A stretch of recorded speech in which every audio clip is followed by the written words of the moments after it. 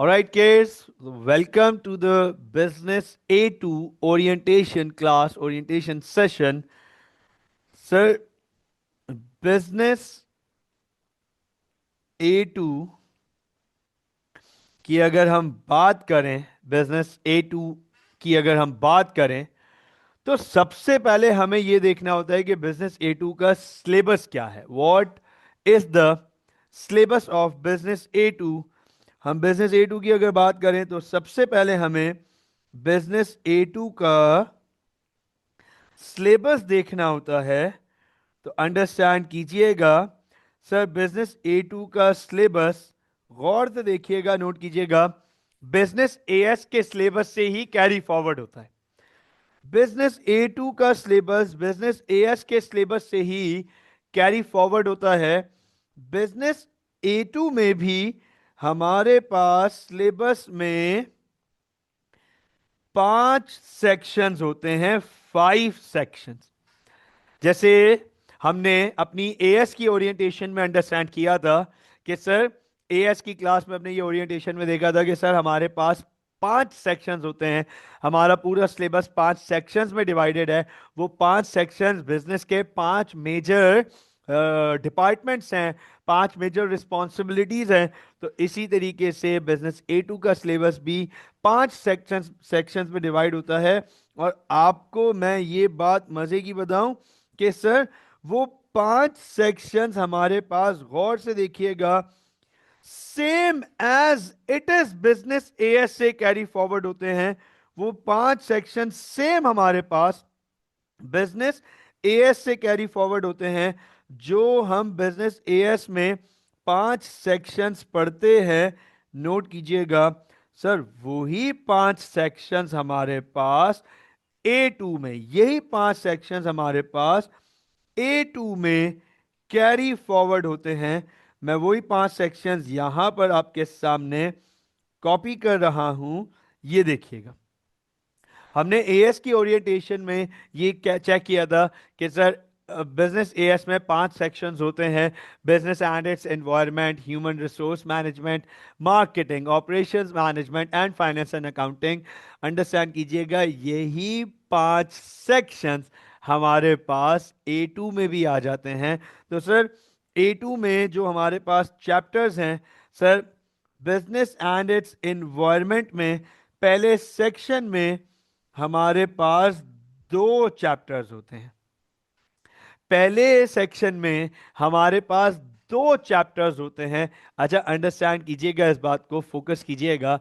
बज़ाहिर आपको ऐसा लग रहा है, या ये इस वक्त जब मैंने लिखा है 2 चैप्टर्स, तो हो सकता है आप में से कुछ स्टूडेंट्स के माइंड में हो, बस दो, सर बस 2 चैप्टर्स. मैं आपको ये बात गारंटीड बता दूं कि ये बस 2 चैप्टर्स नहीं है. इसका जो चैप्टर नंबर 2 है, बिजनेस एंड इट्स एनवायरनमेंट का, बिजनेस एंड इट्स एनवायरनमेंट का जो चैप्टर नंबर 2 है, वो आपके सिलेबस का कंटेंट वाइज, मटेरियल वाइज, आपके सिलेबस का 25% है. वो एक अकेला चैप्टर, वो एक अकेला चैप्टर 25% है. हमें ये पूरा सेक्शन कंप्लीट करने के लिए अराउंड अराउंड 1.5 महीने, पौने 2 महीने लग जाते हैं. अकेला वो सेक्शन कवर करने के लिए. ये सेक्शन नंबर 1, बाजाहिर दिखने में तो ये 2 चैप्टर्स हैं, और इसका पहला चैप्टर तो बहुत छोटा है, हार्डली 3 क्लासेस का है ओरिएंटेशन मिलाकर. ओरिएंटेशन क्लास मिलाकर इसका पहला चैप्टर 3 क्लासेस का होता है. लेकिन जो इसका सेकंड चैप्टर है, जिसका नाम है बिजनेस स्ट्रेटजी, जिसमें हम पढ़ेंगे पूरी स्ट्रैटेजिक मैनेजमेंट के बारे में, सर, वो चैप्टर हमारे सिलेबस का कंटेंट के हिसाब से 25% बनता है, अराउंड 25% बनता है. ये बहुत हैवी चैप्टर है. आपके सामने अगर मैं ये दिखा भी सकूं, ये देखिएगा, इसका बहुत हैवी वेटेज आता है हमारे पास. This is the chapter, actually this is 6.2. ये है हमारे पास 6.2 बिजनेस स्ट्रैटेजी. सर, ये काफी हैवी चैप्टर है हमारे पास। हम आगे चलते हैं अपने, आपको इंट्रोड्यूस कर दिया, हम आगे चलते हैं अपने फर्दर सेक्शंस की तरफ। तो सर ह्यूमन रिसोर्स मैनेजमेंट में फिर हमारे पास आ जाते हैं 4 चैप्टर्स। ठीक है, H R M A S से कैरी फॉरवर्ड भी होता है और कुछ A2 का स्पेसिफिक मटेरियल भी आता है। फिर हमारे पास मार्केटिंग में 2 चैप्टर्स आ जाते हैं हमारे पास। ठीक है, ऑपरेशंस मैनेजमेंट में हमारे पास 3 चैप्टर्स आ जाते हैं। और फिर फाइनेंस एंड अकाउंटिंग में हमारे पास आई गेस 4 चैप्टर्स हमारे पास फाइनेंस एंड अकाउंटिंग में आ जाते हैं। तो ये हमारा सिलेबस बनता है A2 लेवल का, जिसमें हमारे पास ये सारे चैप्टर्स हैं। अब अगर मैं आपको पेपर पैटर्न को इंट्रोड्यूस करूं, बहुत गौर से देखिएगा, मैं आपको अगर पेपर पैटर्न को इंट्रोड्यूस करूं तो सर पेपर बिजनेस A2, ये देखिएगा गौर से, बिजनेस A2, अगर मैं पेपर पैटर्न की बात करूं, पेपर पैटर्न नोट कीजिएगा, तो सर पेपर पैटर्न में हमारे पास बिजनेस A2 के पेपर पैटर्न में हमारे पास 2 पेपर्स होते हैं। हमारा बिजनेस A2 का जो पेपर पैटर्न है वो 2 पेपर्स में डिवाइडेड होता है। सर एक हमारे पास पेपर 3 और दूसरा हमारे पास होता है पेपर 4। ये देख लें, एक हमारे पास पेपर 3, दूसरा हमारे पास पेपर 4। हमने एएस की ओरिएंटेशन में देखा था कि एएस में हमारे पास 2 पेपर होते हैं, पेपर 1 और पेपर 2। तो पेपर 3 और पेपर 4 ये हमारे पास A2 में आते हैं। सर ये क्या है पेपर 3 और पेपर 4, अंडरस्टैंड कीजिएगा, फोकस कीजिएगा। ये होते तो दोनों केस बेस्ड हैं। नोट कीजिएगा, ये दोनों पेपर होते तो केस केस बेस्ड हैं, लेकिन ये जो पेपर 3 है ना, पेपर 3 ये हमारा कंटेंट बेस्ड होता है। इसमें नॉलेज ट्रायल टेस्ट ज्यादा हो रहा होता है। और सर ये हमारा स्ट्रैटेजी बेस्ड होता है। एक्चुअली इस पेपर में, पेपर 4 में हमसे एग्जामिनर स्ट्रैटेजीज बनवाता है, हमसे अप्लाई करवाता है स्ट्रैटेजी, हमें ऐसे सिनेरियो में लेकर आ जाएगा कि कहीं पे बिजनेस के बारे में हमें पूरा सिनेरियो बताएगा और फिर कहेगा अब तुम इसको निकाल के दो, इसमें बताओ क्या करना है। HR की क्या स्ट्रैटेजी होगी आपकी, मार्केटिंग की क्या स्ट्रैटेजी होगी, प्रोडक्ट से रिलेटेड क्या स्ट्रैटेजी होगी। तो आप एक्चुअली रियल वर्ल्ड बिजनेस की तरह पेपर 4 में काम करते हो। आप जो सॉल्यूशंस निकालते हो, जब मिसाल के तौर पे फॉर एग्जांपल मैं अगर रियल वर्ल्ड में अपने बिजनेस के अपने वेंचर किसी वेंचर में जब स्टकअप हो जाता हूं या कोई प्रॉब्लम आती है या कोई चीज आइडेंटिफाई करनी होती है, तो अंडरस्टैंड कीजिएगा, फोकस कीजिएगा, उस प्रॉब्लम की इंटेंसिटी को देखकर उस पर बैठा जाता है, उस पर वर्क किया जाता है, सॉल्यूशन निकाला जाता है, उसको देखते हैं कि ये हुआ क्यों है, फिर ये निकले, हाँ, इससे निकलेंगे कैसे और इसको आगे प्रिवेंट कैसे करेंगे। सर वो सब पेपर 4 में एग्जामिनर आपसे करवाता है। तो रिमेंबर मैंने आप लोगों को एएस की ओरिएंटेशन में एक बात बताई थी कि सर बिजनेस करके आ सकता है या बिजनेस पढ़ के आ सकता है। तो देखो एग्जामिनर A2 लेवल पे आपको पढ़ा कर वो बिजनेस थियोरी में आपको बिजनेस का पार्ट बनाकर आपसे बिजनेस के एलिमेंट्स पता करवा रहे हैं कि बताओ अब क्या करें। तो पेपर 3 जो है, पेपर 3 वो हमारा 1 hour 45 minutes का होता है और 60 मार्क्स का होता है। यहां हमारे पास 5 क्वेश्चंस होते हैं, 5 क्वेश्चंस।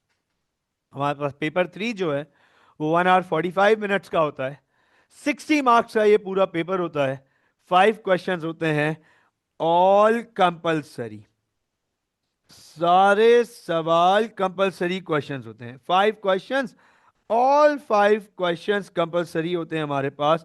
इसके कंट्रास्ट जो पेपर 4 है हमारा सर, वो हमारा 1 आवर 15 मिनट्स का होता है और 40 मार्क्स का ये पेपर होता है। 2 questions both compulsory, 2 questions both compulsory. तो ये हमारे पास पेपर 4 होता है।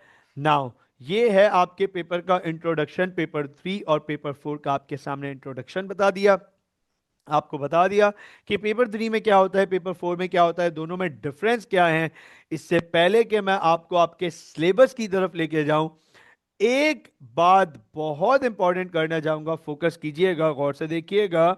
एक इंपॉर्टेंट अपडेट इसके बारे में आपको आपको पता होनी चाहिए। एज A2 स्टूडेंट्स आपको ये बात पता होनी चाहिए कि सर,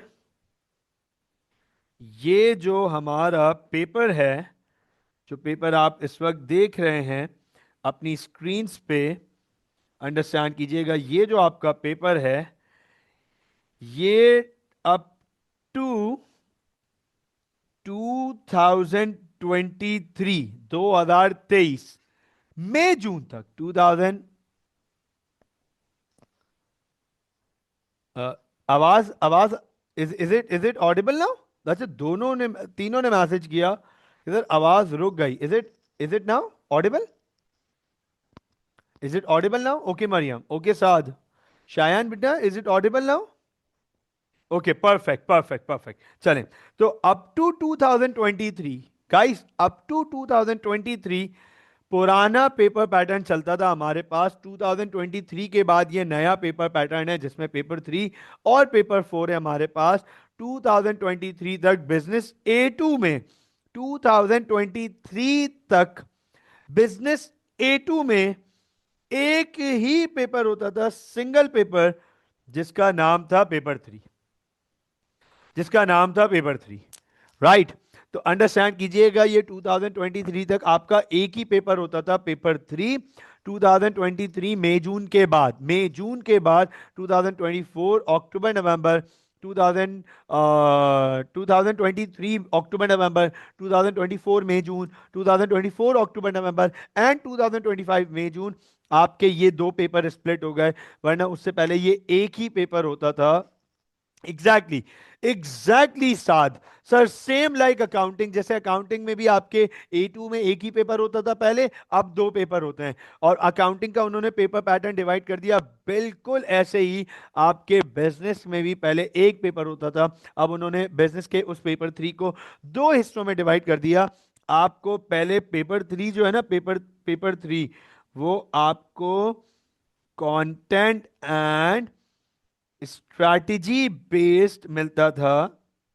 ये देखो, आपको वो paper 3 content and strategy based होता था, और वो 3 घंटे का होता था, 3 आवर्स, और वो 100 मार्क्स का होता था, 100 मार्क्स, 100 मार्क्स।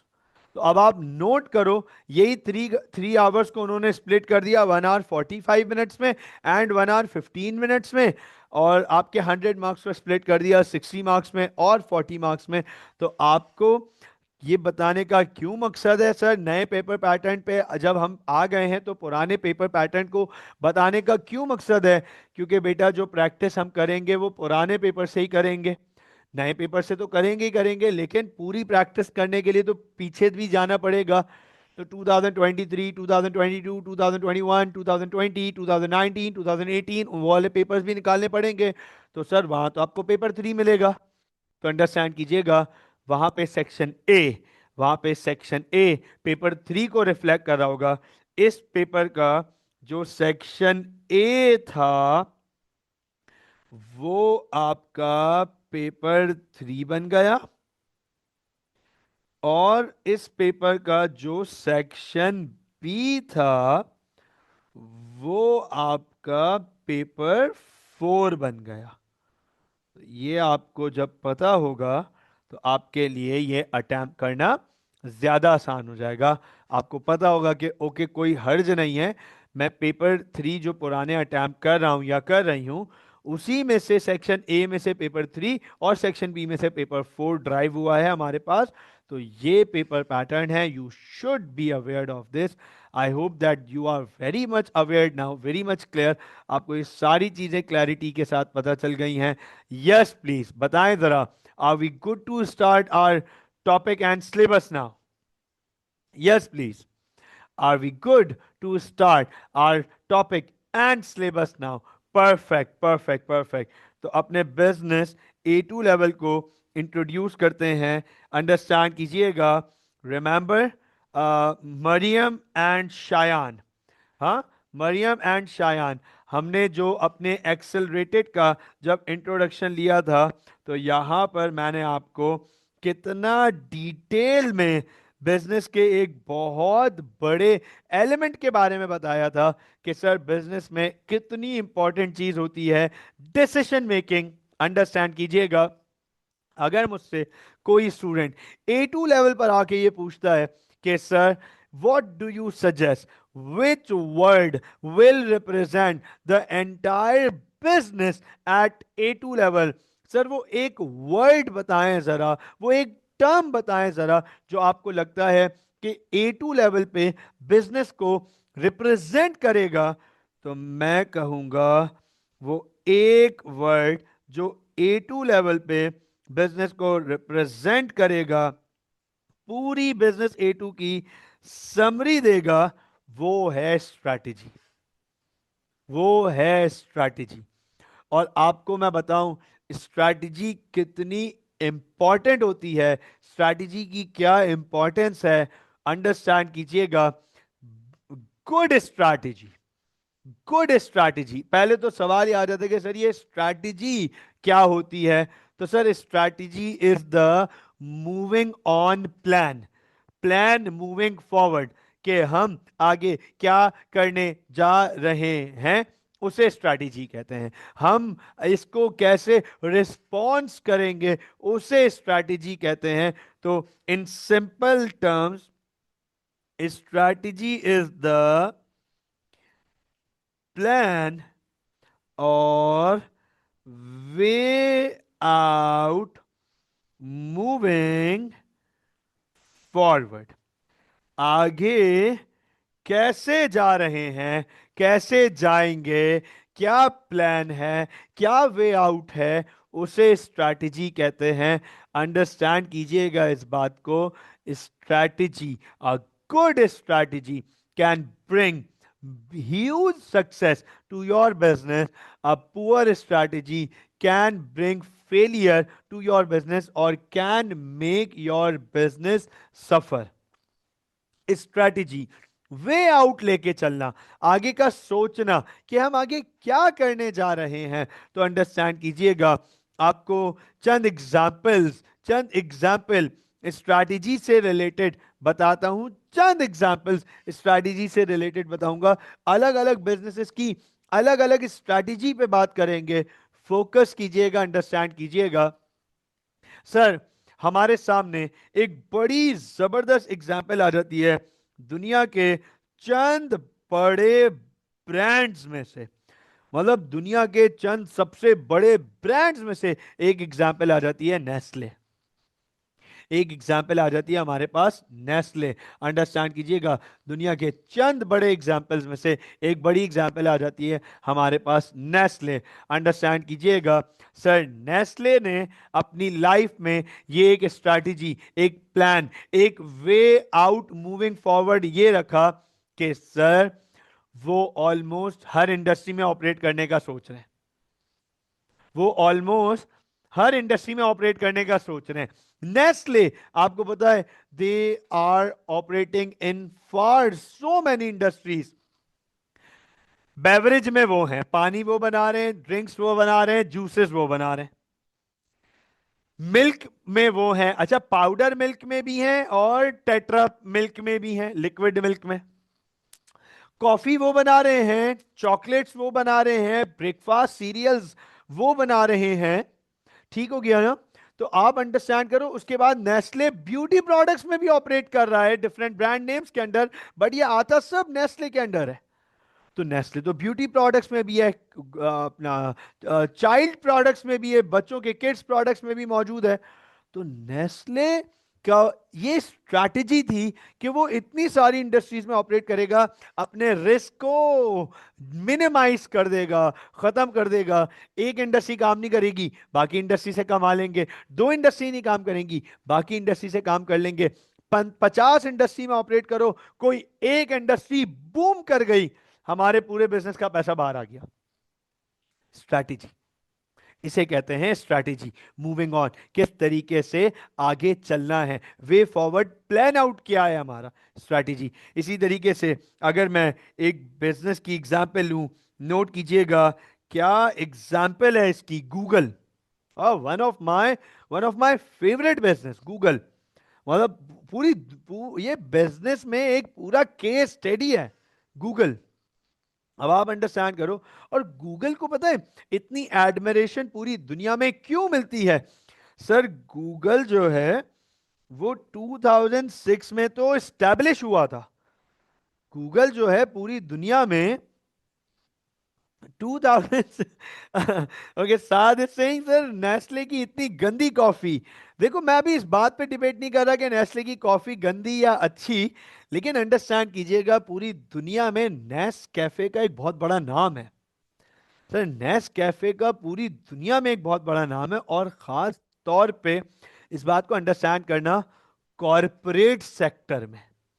यार कॉरपोरेट सेक्टर में नेस्ले ने जो ग्रिप रखी हुई है ना, कंज्यूमर मार्केट में नेस कैफे की मार्केट नहीं है, इतनी नहीं है। मतलब जो हाउस होल्ड वाले हैं ना, जैसे मैं आप, हम हाउस होल्ड पीपल हैं, मेरी एज अ कंज्यूमर बात करूं, आपकी एज अ कंज्यूमर बात करें, तो हाउस होल्ड मार्केट में नेस कैफे का बहुत बड़ा जो है ना वो नहीं है, ग्रिप नहीं है लेकिन बहुत बड़ी। लेकिन कॉरपोरेट सेक्टर में तो नेस कैफे ने ही धूम मचाई हुई है। पूरी मार्केट नेस कैफे ने जो है ना ऑक्यूपाई की हुई है, लोकली भी और इंटरनेशनली भी। मैं आपको ये बात बता दूं, पाकिस्तान में भी एंड पाकिस्तान के बाहर भी। I have been to 5 countries outside Pakistan, and believe me, मैं 2 दफ़ा जो है वो बिजनेस टर्म्स पे भी गया था। तो वहाँ पे मैंने कॉरपोरेट्स में देखा है, देखा है बाकायदा अपनी आंखों से कि सर उनके पास नेस कैफ़े है और वो नेस कैफ़े सर्व कर रहे हैं। तो इसका मतलब कि सर उन्होंने मार्केट ऑक्यूपाई की हुई है। अब कॉफ़ी का टेस्ट अच्छा है या बुरा है, वे आउट प्लान है उनके पास। इस तरीके से गूगल की अब मैं बात कर रहा था, coming back to the Google.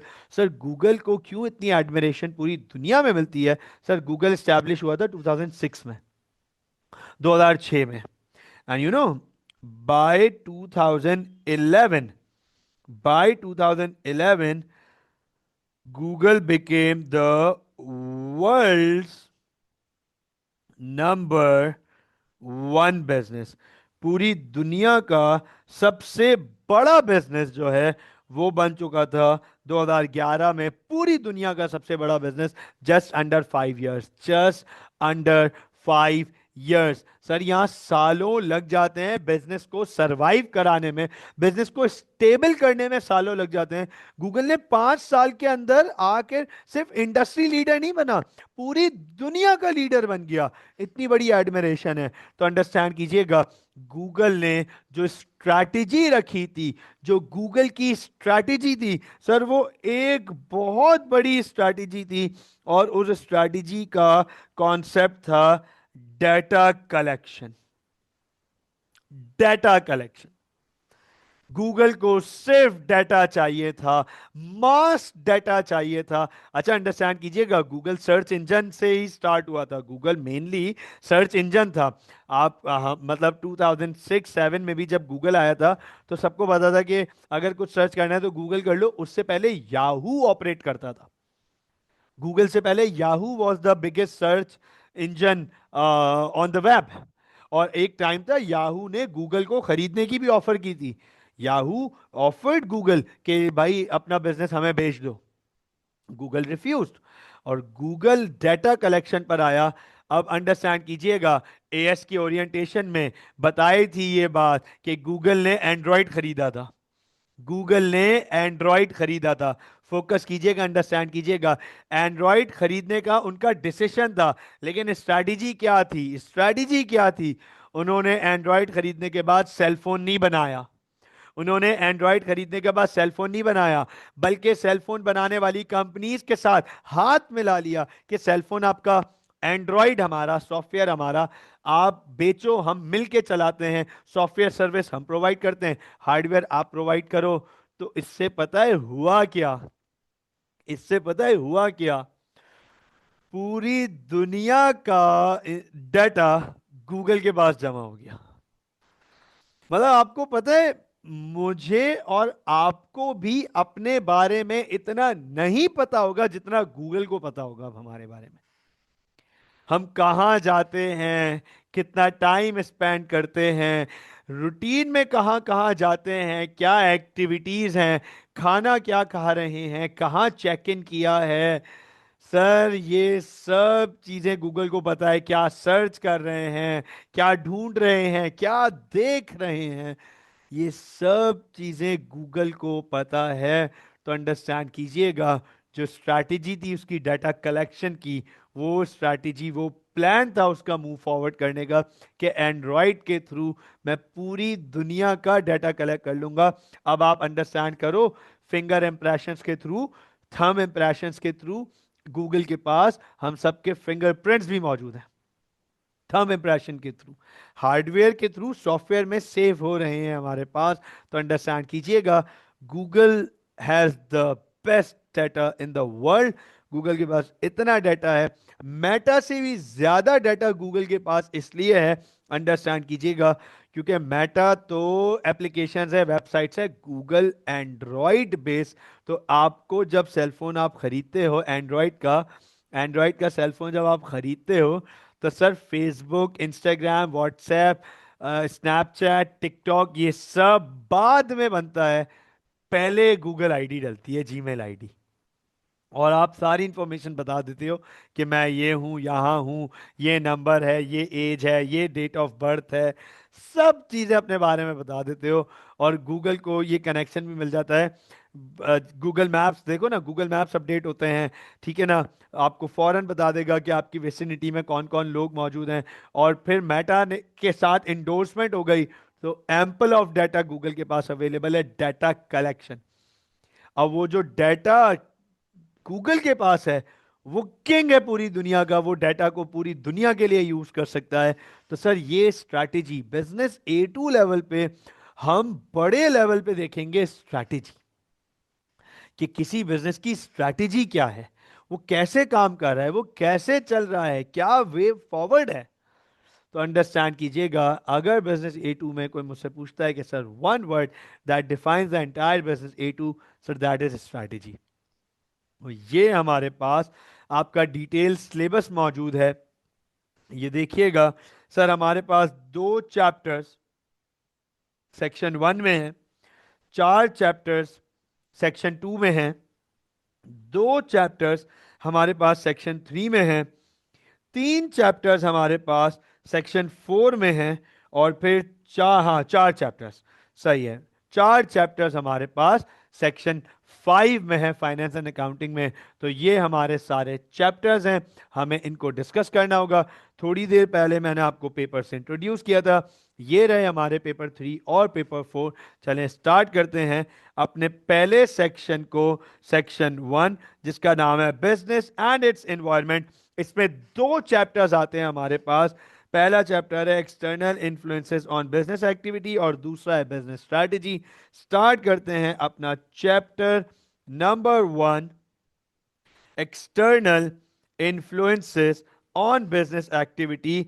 इस external influences on business activity से पहले मैं आपको जरा एक एक एक डायग्राम बना के दिखाऊंगा, एक डायग्राम बना के दिखाऊंगा, उस पर फोकस कीजिएगा, तो आपको बहुत आसानी से मेरी बात समझ आएगी कि हम जिस चैप्टर की तरफ जा रहे हैं वो चैप्टर एक्चुअली है क्या। ये जो हम पहला चैप्टर पढ़ने जा रहे हैं ना, external influences on business activity, तो आपको इस डायग्राम के थ्रू ये समझ आएगा कि sir external influences on business activity ये चैप्टर एक्चुअली है क्या। Yes please give me a thumbs up if you guys are still there with me right now and ready to learn our chapter 1, external influences on business activity. All right, what about Shayan bete, where have you been? All right Shayan, all right, चलें start करते हैं। Sir आपके सामने आपके सामने focus कीजिएगा, मैं एक डायग्राम बनाने जा रहा हूं, नोट कीजिएगा, फोकस कीजिएगा। सर बात कर रहा हूं मैं, बल्कि एक काम करता हूं, यस प्लीज, बात कर रहे हैं हम बिजनेस की, बिजनेसेस की बात कर लें, चलें एक से ज्यादा बिजनेस की बात कर लेते हैं, बिजनेसेस की बात कर लेते हैं। जल्दी जल्दी मरियम, साथ शायान, कोई दो तीन रैंडम बिजनेसेस के नाम जल्दी से मुझे भेजो ताकि मुझे पता चल सके कि हम इसमें एग्जाम्पल्स में मैं कैसे लेकर आऊंगा। दो तीन रैंडम बिजनेसेस के नाम भेज दो जब तक मैं ये लेआउट कंप्लीट कर लूं। यस प्लीज, दो तीन बिजनेसेस के नाम मुझे शेयर कर दीजिए ताकि मैं रैंडमली उन पे फिर बात कर लूंगा। दो तीन बोला है, दो तीन, हाँ एक कम से कम दो दो तो भेजो।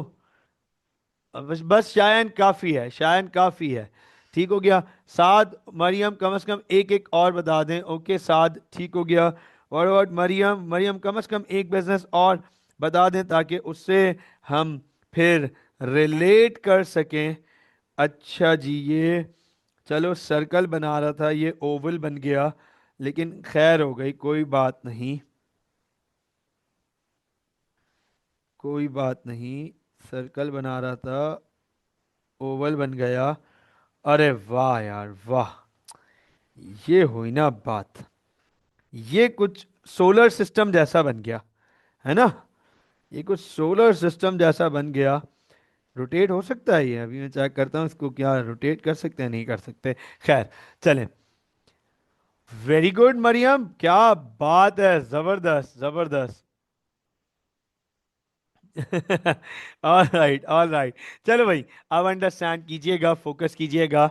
बिजनेस में एग्जांपल्स आई हैं हमारे पास, शायन की तरफ से आई है पहली सबसे बड़ी एग्जांपल टेस्ला, ठीक है। दूसरी एग्जांपल आई है एप्पल, ठीक है। साद ने एग्जांपल दी केएफसी और मैकडोनल्ड्स, ठीक है। मरियम ने एग्जांपल दिया हमें Baskin Robbins, Apple, Meezan, right, Meezan bank. तो अंडरस्टैंड कीजिएगा, फोकस कीजिएगा।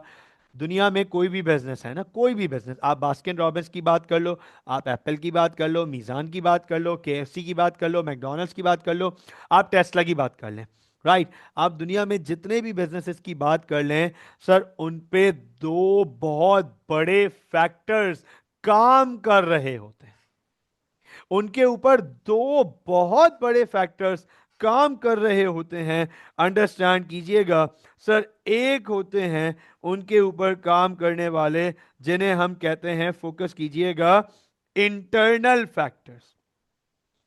एक होते हैं काम करने वाले इंटरनल फैक्टर्स, नोट कीजिएगा, एक होते हैं काम करने वाले इंटरनल फैक्टर्स। अच्छा, मैं सिर्फ इसको एक मिनट के लिए ये डिलीट करूंगा, इसको हटाऊंगा, थोड़ा सा ब्रॉडर सर्कल चाहिए होगा मुझे।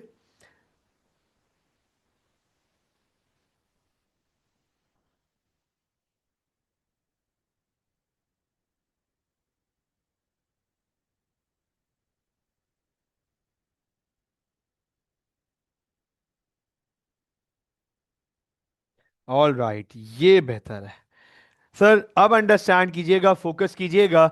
दुनिया में किसी भी बिजनेस की बात कर लो, किसी भी बिजनेस की बात कर लो, जो एग्जांपल्स आपने दी उनके ऊपर दो बहुत बड़े फैक्टर्स काम कर रहे होते हैं। सर एक इंटरनल फैक्टर्स काम कर रहे होते हैं और दूसरे काम करने वाले होते हैं, फोकस कीजिएगा, एक्सटर्नल फैक्टर्स। दूसरे काम करने वाले जो फैक्टर्स होते हैं सर, वो होते हैं एक्सटर्नल फैक्टर्स। अब सर इंटरनल फैक्टर्स क्या होते हैं और एक्सटर्नल फैक्टर्स क्या होते हैं, इस पे बात करूंगा आपके सामने। Internal factors are those factors which are under the control of business. Internal factors वो फैक्टर्स होते हैं जो बिजनेस के अपने कंट्रोल में होते हैं, which are under the control of the business. Business का इन फैक्टर्स के ऊपर पूरा कंप्लीट कंट्रोल होता है। इसे हम इंटरनल फैक्टर्स कहते हैं। इंटरनल फैक्टर्स लाइक, गौर से देखिएगा, इंटरनल फैक्टर्स लाइक मैनेजमेंट,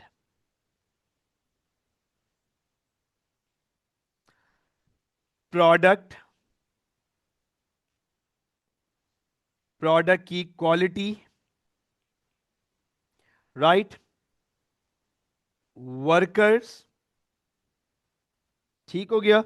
तो सर ये अंडरस्टैंड कीजिएगा, ये सारे फैक्टर्स और भी फैक्टर्स होंगे, ये फैक्टर्स वो फैक्टर्स हैं जो बिजनेस के अपने खुद के कंट्रोल में हैं। बिजनेस की मैनेजमेंट बिजनेस के कंट्रोल में है, बिजनेस के वर्कर्स बिजनेस के कंट्रोल में है, बिजनेस के प्रोडक्ट की क्वालिटी बिजनेस के अपने कंट्रोल में है, बिजनेस के अपने प्रोडक्ट्स बिजनेस के कंट्रोल में। जिन चीजों पे बिजनेस का थॉरली कंट्रोल मौजूद है उन्हें बिजनेस इंटरनल फैक्टर्स कहता है। तो अंडरस्टैंड कीजिएगा, इंटरनल फैक्टर्स बहुत इंपॉर्टेंट होते हैं, they are very important. However business have a very good control over them. मैंने मतलब it would be very very unrealistic to say this thing कि सर एक बिजनेस है जिसकी मैनेजमेंट बिजनेस के कंट्रोल में नहीं है, वो ऐसा बिजनेस फिर इवेंचुअली बंद हो जाएगा, खत्म हो जाएगा। अब मैनेजमेंट अगर आपके कंट्रोल में नहीं है, वर्कर्स अगर आपके कंट्रोल में नहीं है, अगर आपके प्रोडक्ट की क्वालिटी आपके कंट्रोल में नहीं है, आपके प्रोडक्ट के ऊपर ही आपका कंट्रोल नहीं है, तो गेम ओवर, गेम ओवर, फिर तो बिजनेस चलेगा ही नहीं। तो अंडरस्टैंड कीजिएगा, दुनिया का कोई भी बिजनेस हो, आप केएफसी की बात कर लो सर, केएफसी के मैनेजमेंट केएफसी के अंडर मौजूद है, वो बिजनेस के अंडर पूरा इन्फ्लुएंस है मैनेजमेंट के ऊपर, बिजनेस का वर्कर्स के ऊपर पूरा कंप्लीट कमांड एंड कंट्रोल मौजूद है। आप देखें, अंडरस्टैंड कीजिएगा, how many of you have been to KFC even outside Pakistan? How many of you had been to KFC even outside Pakistan? Uh, all of you, mashallah, all of you, all of us, mashallah, all of us have been to KFC outside Pakistan as well. आप understand करना, focus कीजिएगा। आप देखो, आपको workers के बीच में फर्क नजर नहीं आता, आपको ब्रांचेस के बीच में फर्क नजर नहीं आता। प्रोडक्ट में थोड़ा सा डिफरेंस है, प्रोडक्ट में थोड़ा सा डिफरेंस है, ऑब्वियसली वो टेस्ट की वजह से डिफरेंस है, क्योंकि हर कंट्री का टेस्ट बट डिफरेंट है, टेस्ट बैकग्राउंड डिफरेंट है, कल्चर डिफरेंट है, तो रिफ्लेक्शन प्रोडक्ट के ऊपर होती है। आपको वर्कर्स की डेवलपमेंट, ट्रेनिंग, अंडरस्टैंडिंग के बीच फर्क नजर नहीं आएगा, आपको ब्रांच में फर्क नजर नहीं आएगा, वही सेम पैटर्न की ब्रांच मिलेगी आपको हर जगह। That means work business have a very good control, right. हाँ, देखिए प्रोडक्ट में sir there are some items not available in Pakistan, though 100%। मैं आपको ये नहीं बोल रहा कि देखो ये हम आगे जाके पढ़ेंगे, इस ये भी स्ट्रैटेजी का पार्ट है, ये हम आगे जाके पढ़ेंगे, ये भी स्ट्रैटेजी का पार्ट है। अब अगर अगर लेट सपोज जैसे मैकडॉनल्ड्स है, मैं मैकडॉनल्ड्स की बात करूं अगर, तो सर मैकडॉनल्ड्स पाकिस्तान में पोर्क नहीं ऑफर करता, एंड इट्स 100% अंडरस्टैंडेबल कि अगर वो पोर्क ऑफर करेगा तो भाई उसको बंद हो जाना, वो बंद हो जाएगा, एक्सेप्टेबल ही नहीं है, टॉलरेटेबल ही नहीं है। इसी तरीके से इंडिया में मैकडॉनल्ड्स चिकन, वो चिकन बोल रहा हूँ, बीफ ऑफर नहीं करता, वो बीफ ऑफर करेगा तो बंद हो जाएगा। तो ये बात तो एक्सेप्टेबल है, ये बात तो अंडरस्टैंडेबल है, ये कल्चर से आता है। लेकिन क्या सवाल ये है कि क्या हर कंट्री में उनका अपना प्रोडक्ट के ऊपर कंट्रोल है ना? तभी तो वो ये काम कर पा रहे हैं कि पाकिस्तान में ये ऑफर नहीं करना और इंडिया में ये ऑफर नहीं करना और यहां पे ये ऑफर नहीं करना, कम कंट्रोल है। तो अंडरस्टैंड कीजिएगा, बिजनेसेस के लिए सबसे इंपॉर्टेंट होते हैं उनके इंटरनल फैक्टर्स, और इंटरनल फैक्टर्स उन पे उनका कंप्लीट कंट्रोल होता है, complete control, full control, internal factors पे फुल कंट्रोल होता है। तो आप अंडरस्टैंड कीजिएगा, मैनेजमेंट है, वर्कर्स हैं, प्रोडक्ट है, प्रोडक्ट की क्वालिटी है, उनके ऊपर कंप्लीट कंट्रोल है बिजनेस का, बिजनेस को उनसे कोई प्रॉब्लम नहीं है।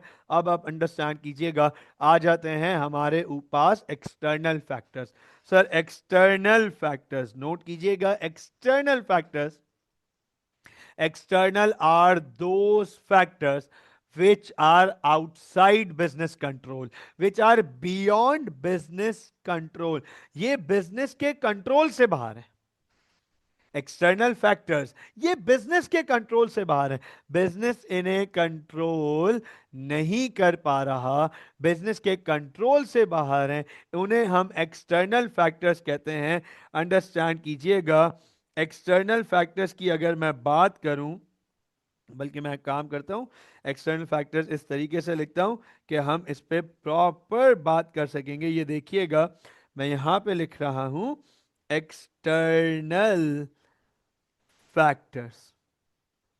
अंडरस्टैंड कीजिएगा, एक्सटर्नल फैक्टर्स, तो अंडरस्टैंड कीजिएगा सर, ये वो फैक्टर्स हैं जो कि बिजनेस के कंट्रोल से ही बाहर हैं, they are beyond business control, ये बिजनेस के कंट्रोल से बाहर है, बिजनेस इन्हें कंट्रोल नहीं कर सकता।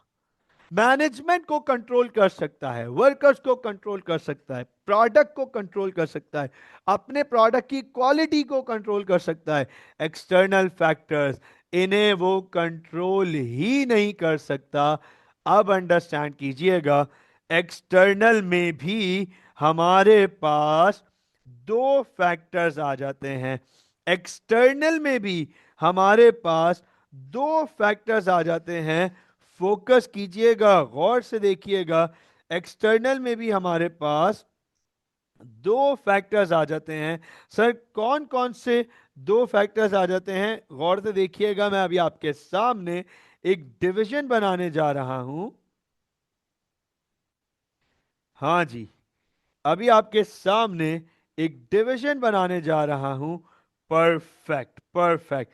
तो नोट कीजिएगा, एक्सटर्नल में भी हमारे पास सर दो फैक्टर्स आ जाते हैं।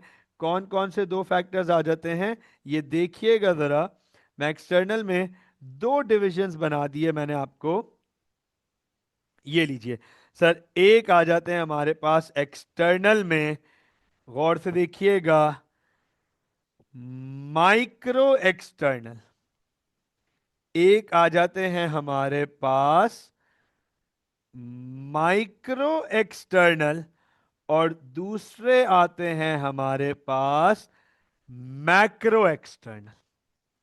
तो टेक्निकली हमारे पास एक्सटर्नल फैक्टर्स क्या होते हैं, these are those factors which are beyond our control, beyond business control. Sir ये बिजनेस के कंट्रोल से बाहर है, बिजनेस इन्हें कंट्रोल नहीं कर सकता, इन्हें कंट्रोल करने की ताकत बिजनेस के पास नहीं है। और ये दो फैक्टर्स एक्सटर्नल जो हैं, ये माइक्रो में आ जाते हैं और मैक्रो में आ जाते हैं। माइक्रो एक्सटर्नल फैक्टर्स क्या होते हैं, सुन लीजिएगा। माइक्रो, नाम से पता चल रहा है कि सर ये माइक्रो फैक्टर्स हैं बिजनेस के बाहर, लेकिन माइक्रो हैं। तो माइक्रो फैक्टर्स क्या होते हैं, फोकस कीजिएगा, they are beyond business control, they are beyond business control, but business have somewhat power to influence them. Micro external, ये बिजनेस के कंट्रोल से बाहर हैं, लेकिन बिजनेस इन्हें कुछ हद तक इन्फ्लुएंस करने की पावर रखता है। गौर से देखिएगा, मैं यहां पर आपके सामने ये इसकी डिस्क्रिप्शन लिखने जा रहा हूं, मैं आपके सामने यहां पे इस चैप्टर की डिस्क्रिप्शन लिखने जा रहा हूं। गौर से देखिएगा, फैक्टर्स, तो फैक्टर्स में हम इधर लिखेंगे देयर आर टू मेन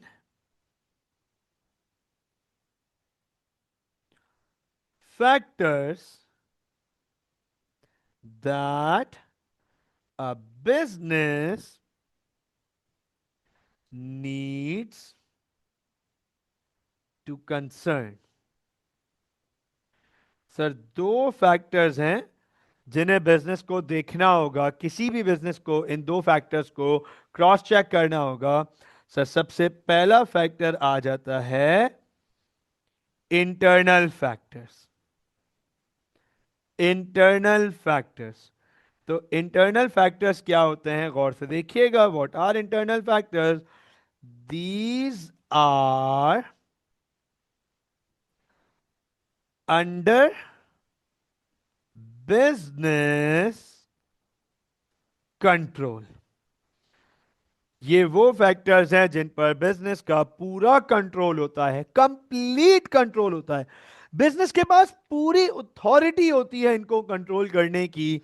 फिर आ जाते हैं हमारे पास बी, एक्सटर्नल फैक्टर्स। नोट कीजिएगा, एक्सटर्नल फैक्टर्स। तो सर एक्सटर्नल फैक्टर्स क्या होते हैं? These are the factors beyond business control. Sir ये एक्सटर्नल फैक्टर्स हैं, बिजनेस के बाहर से आ रहे हैं। ये एक्सटर्नल फैक्टर्स हैं, बिजनेस के बाहर से आ रहे हैं और बिजनेस इनसे इन्फ्लुएंस होगा। ये फैक्टर्स बिजनेस के कंट्रोल में नहीं है, बिजनेस इन्हें कंट्रोल नहीं कर सकता, कंट्रोल नहीं कर सकता। तो एक्सटर्नल फैक्टर्स में हमारे पास पहला होता है माइक्रो एक्सटर्नल। ये देखो, पहला होता है हमारे पास micro external factors. Sir now what are micro external factors? They are out of business control, however business may influence them। ये लो, ये लीजिए बेटा। सर ये कौन से फैक्टर्स हैं? ये बिजनेस के कंट्रोल से बाहर है, ये बिजनेस के कंट्रोल से बाहर है, कंट्रोल से बाहर है, लेकिन बिजनेस इन्हें इन्फ्लुएंस कर सकता है। बिजनेस इन्हें इन्फ्लुएंस कर सकता है। अब सवाल आता है स्टूडेंट्स का, सर कैसे इन्फ्लुएंस कर सकता है? अपने एक्शन से, अपने रिएक्शन से, अपने प्लान से, अपनी स्ट्रेटजी से बिजनेस इन्हें इन्फ्लुएंस कर सकता है, लेकिन इन्हें कंट्रोल नहीं कर सकता। अगर कोई ये कहे कि माइक्रो एक्सटर्नल फैक्टर्स बिजनेस के कंट्रोल में हैं, तो ये गलत होगा। बिजनेस के कंट्रोल में नहीं है, हां बिजनेस इन्हें इन्फ्लुएंस कर सकता है, अफेक्ट कर सकता है, मुतासिर कर सकता है। तो सर कौन कौन से फैक्टर्स माइक्रो एक्सटर्नल में आ जाते हैं? गौर से देखिएगा। माइक्रो एक्सटर्नल की बात करें तो सर कस्टमर्स, देखिएगा गौर से, कस्टमर्स, राइट, सप्लायर्स, ठीक है, कस्टमर्स, सप्लायर्स, बैंक्स, ठीक हो गया, कस्टमर्स, सप्लायर्स, बैंक्स। सर ये वो फैक्टर्स हैं जो बिजनेस के कंट्रोल से बाहर हैं, लेकिन बिजनेस इन्हें इन्फ्लुएंस कर सकता है। कस्टमर मेरे कंट्रोल में नहीं है। मिसाल के तौर पे for example let suppose, understand कीजिएगा, फॉर एग्जांपल अंडरस्टैंड कीजिएगा, भाई समाना एसोसिएट्स जो रियल एस्टेट बिजनेस है हमारा, समाना एसोसिएट्स में एक क्लाइंट, एक कस्टमर आता है और हमें कहता है कि भाई मेरे पास बहरिया टाउन में एक जमीन मौजूद है, एक प्लॉट मौजूद है, मुझे एक वहां पे बैंगलो बनाना है, विला बनाना है, क्या हिसाब किताब है, क्या प्रोसीजर है, कितना पैसा लगेगा, कितना टाइम लगेगा, जरा एस्टिमेट बताएं, अंडरस्टैंड कीजिएगा। वो कस्टमर मेरे कंट्रोल में नहीं है, that customer is not in my control.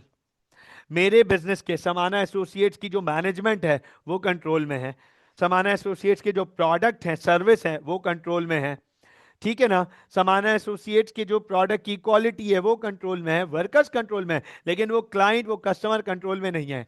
वो कंट्रोल में नहीं है, इन्फ्लुएंस जरूर कर सकते हैं हम उसे इन्फ्लुएंस कैसे कर सकते हैं? अपने बिजनेस की वर्किंग दिखा के, अपने बिजनेस का वे आउट दिखा के, अपने बिजनेस के प्लान के थ्रू, स्ट्रैटेजी के थ्रू, अपने बिजनेस के प्रोडक्ट के थ्रू हम उसे इन्फ्लुएंस कर सकते हैं। लेट सपोज वो आया था हमारे पास, मिसाल के तौर पे एक कस्टमर आया था कि भाई मेरे पास कुछ भी नहीं है, मैं बहरिया में कुछ चीज खरीदना चाहता हूं, मैं ये सोच रहा हूं कि मैं एक रेडीमेड विला खरीद लूं। अब देखो कस्टमर है हमारे इन्फ्लुएंस में, हमारे कंट्रोल में नहीं है, हमने उसे इन्फ्लुएंस किया कि अगर आप ये ना करें, ये करें, ये बेहतर होगा, ये चीजें होंगी। तो अंडरस्टैंड कीजिएगा, customers can be influenced but can not be controlled. Same goes for suppliers. Suppliers can be influenced but cannot controlled. Banks can be influenced. Fine, banks matlab financial institutions. I'm not precisely talking about banks only. Financial institutions, they can be influenced but cannot be controlled. हम उन्हें influence कर सकते हैं अपनी statement दिखा के, अपनी working करके, अपने अपने प्रोडक्ट पे बिलीव रख के हम उन्हें इन्फ्लुएंस कर सकते हैं, लेकिन हम उन्हें कंट्रोल नहीं कर सकते। और एक और बात बता दूं, ये माइक्रो है, माइक्रो, इनका इम्पैक्ट बिजनेस के ऊपर कम, छोटा होता है, मतलब इंपैक्ट होता है लेकिन छोटा इंपैक्ट होता है। कस्टमर्स का इंपैक्ट, सिंगल कस्टमर का इंपैक्ट छोटा इंपैक्ट होगा, सिंगल सप्लायर का इंपैक्ट छोटा इंपैक्ट होगा, सिंगल फाइनेंशियल इंस्टीट्यूशन का इंपैक्ट छोटा इंपैक्ट होगा, micro external. But when we talk about the second element, that is that is macro external, ये देखिएगा। But when we talk about the second element which is macro external, तो sir external में दूसरे factor हैं जिसका नाम है macro external. तो मैक्रो क्या होते हैं? They are not only out of business control, they are not only out of business control but also cannot be influenced, rather the business rather the business is influenced by them। अब आप देखें, हम पढ़ने जा रहे हैं macro external, और macro external ये ना सिर्फ हमारे बिजनेस के कंट्रोल से बियॉन्ड है, ये ना सिर्फ हमारे बिजनेस के कंट्रोल से बियॉन्ड है, इन पे कंट्रोल तो छोड़ दो दूर की बात, हम इनको इन्फ्लुएंस भी नहीं कर सकते। हम एज अ बिजनेस, आप लोगों ने जो एग्जाम्पल्स दी, आप यहां पे एग्जाम्पल रखो। जैसे मरियम ने कहा सर बास्किन रॉबिन, मरियम और शायान ने कहा एप्पल, हाँ, साद ने कहा केएफसी, मैकडॉनल्ड्स। तो अंडरस्टैंड कीजिएगा सर, आप यहां पे उन बिजनेसेस की एग्जाम्पल रखें और अंडरस्टैंड करो, Baskin Robin is a big name, is a big brand, अच्छा अच्छा ब्रांड है sir. Meezan bank is Pakistan biggest bank right now, ठीक है ना। और Apple, KFC, McDonald's, they are few leaders of the world, लेकिन अंडरस्टैंड कीजिएगा ये बिजनेसेस भी मैक्रो एक्सटर्नल फैक्टर्स को कंट्रोल तो दूर की बात, इन्फ्लुएंस भी नहीं कर सकते, बल्कि उल्टा ये मैक्रो एक्सटर्नल फैक्टर्स बिजनेस को इन्फ्लुएंस करते हैं। बिजनेस इन्हें इन्फ्लुएंस करना तो दूर की बात, वो हमें इन्फ्लुएंस कर रहे होते हैं। तो सर ये कौन से फैक्टर्स हैं जो बिजनेस को इन्फ्लुएंस कर देते हैं? सर इन फैक्टर्स में आ जाते हैं, बहुत गौर से देखिएगा। इन फैक्टर्स में हमारे पास जो फैक्टर्स के नाम आते हैं सर, वो सबसे पहले आ जाता है हमारे पास, ये देखिएगा, political factor, economical factors, political, economical, legal, all right, social, environmental and technological. ये 6 फैक्टर्स हैं जो बिजनेस के कंट्रोल से तो बाहर हैं ही हैं, बिजनेस इन्हें इन्फ्लुएंस करने का तो सोच भी नहीं सकता, बल्कि उल्टा बिजनेस इनसे इन्फ्लुएंस होता है। और ये भी अंडरस्टैंड कीजिएगा, ये मैक्रो एक्सटर्नल हैं, इनका इंपैक्ट ह्यूज होता है। कस्टमर का, मैं फिर रिपीट कर दूं, customer is a micro external, impact होगा, माइक्रो लेवल का इंपैक्ट होगा। Supplier is a external factor, impact होगा, माइक्रो एक्सटर्नल होगा। एक सप्लायर नहीं तो दूसरे के पास, दूसरे से नहीं तीसरे के पास, एक कस्टमर चले गया, दूसरे कस्टमर आ जाएंगे, एक कस्टमर अपने साथ 10 कस्टमर ले गया, 2 आएंगे, 2 अपने साथ 20 ले आएंगे। इनका इंपैक्ट होगा, लिमिटेड होगा, डैमेज कैन बी कवर्ड। लेकिन political, economical, legal, technological, social, environmental, ये 6 फैक्टर्स मैक्रो फैक्टर्स हैं। ये इतने बड़े फैक्टर्स हैं कि इनका इंपैक्ट जब बिजनेस के ऊपर आता है तो सर वो बिजनेस को हिला के रख देता है। कितने बिजनेसेस, अंडरस्टैंड कीजिएगा, पॉलिटिक्स की वजह से अफेक्ट होते हैं। अच्छा, अफेक्ट, मरियम, साद, शायान, इस बात को अंडरस्टैंड कीजिएगा बेटा। अफेक्ट आमतौर पे हमारे स्टूडेंट जो है ना, अफेक्ट को वो सिर्फ नेगेटिव समझते हैं कि नेगेटिव ही अफेक्ट होता है। फेवरेबल भी अफेक्ट हो सकता है, पॉजिटिव अफेक्ट भी हो सकता है। तो अंडरस्टैंड कीजिएगा, ये फैक्टर्स अफेक्ट करते हैं बिजनेस को। Now it can be positive और नेगेटिव एज वेल, लेकिन पॉजिटिव इफेक्ट को ज्यादा डिस्कशन नहीं की दिया जाता, क्योंकि पॉजिटिव इफेक्ट से तो बिजनेस को सपोर्ट मिल जाती है और बिजनेस ऊपर चले आता है। प्रॉब्लम आती है नेगेटिव इफेक्ट की, प्रॉब्लम आती है नेगेटिव इंपैक्ट की, नेगेटिव इफेक्ट की, कि जब ये फैक्टर्स बिजनेस को ग्रो नहीं करने देते, बिजनेस की वर्किंग रोक लेते हैं। साथ ये सब हम पढ़ेंगे बेटा।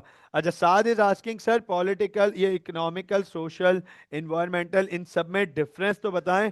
तो बेटे यही तो हमारे पहले चैप्टर का नाम है, यही तो हमारे पहले चैप्टर का नाम है, यही तो हमारा पहला चैप्टर है, एक्सटर्नल कंस्ट्रेंट्स फैक्टर्स। देखो लिखा हुआ है इकोनॉमिकल, पॉलिटिकल, देखें, टेक्नोलॉजिकल, लीगल, सोशल, एनवायरमेंटल, यही तो हमारा पहला चैप्टर है। तो बेसिकली मैं अभी तक आपको आप लोगों के चैप्टर का बैकग्राउंड दे रहा था कि हम क्या पढ़ने जा रहे हैं, हम क्या डिस्कस करने जा रहे हैं। नहीं नहीं नहीं, ये तीनों चीज़ें ऑलमोस्ट सेम नहीं हैं। आपको आने आगे वाली क्लासेस में पता चलेगा कि तीनों में क्या फ़र्क है फ़र्क है, इकोनॉमिकल, सोशल और एनवायरमेंटल में फ़र्क है। क्या फ़र्क है वो जाहिर सी बात है आने वाली क्लासेस में आपको अगली क्लास में आपको पता चल जाएगा कि क्या डिफरेंस है। मुझे बताएं, क्या ये बैकग्राउंड क्लियर हो गया? Yes please, yes please. क्या ये बैकग्राउंड क्लियर हो गया कि सर ये क्या है और क्या क्या फैक्टर्स हैं और क्या चीज़ें हैं हमारे पास, हम क्या पढ़ने जाएंगे अपने चैप्टर नंबर 1 में?